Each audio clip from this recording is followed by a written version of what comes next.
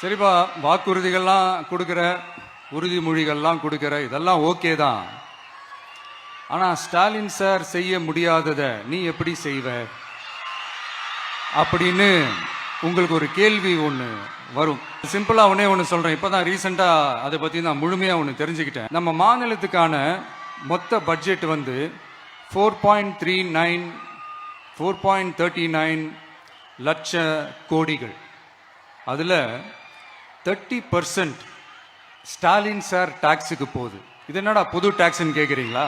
ஆமா, இந்த பட்ஜெட்ல இருந்து ஒதுக்குற நிதியில 20% ஸ்டாலின் சாருக்கு போகுது. அதுல 10% அவங்க மந்திரிங்களுக்கு போகுது. மொத்தமா 30% ஆச்சா? கவர்மெண்ட்டுக்கு தான் வரி கொடுப்பாங்க. ஆனா கவர்மெண்டே ஒருத்தவங்களுக்கு வரி கொடுக்குதுன்னா அதுக்கு பேர் ஸ்டாலின் சார் டாக்ஸ் தானே. இதை விட நாகரிகமா நீங்க அடிக்கிற கொள்ளையும் நீங்க அடிக்கிற ஊழலையும் சொல்ல முடியாது. மக்களுக்காக ஒதுக்குற பணத்தை நீங்க அப்படியே சைட்ல ஒதுக்காம மொத்த பணத்தையும் மக்களுக்கே செலவு பண்ணிட்டா ஒரு சூப்பரான நல்ல அரசாங்கத்தை கொடுக்கலாம்ல.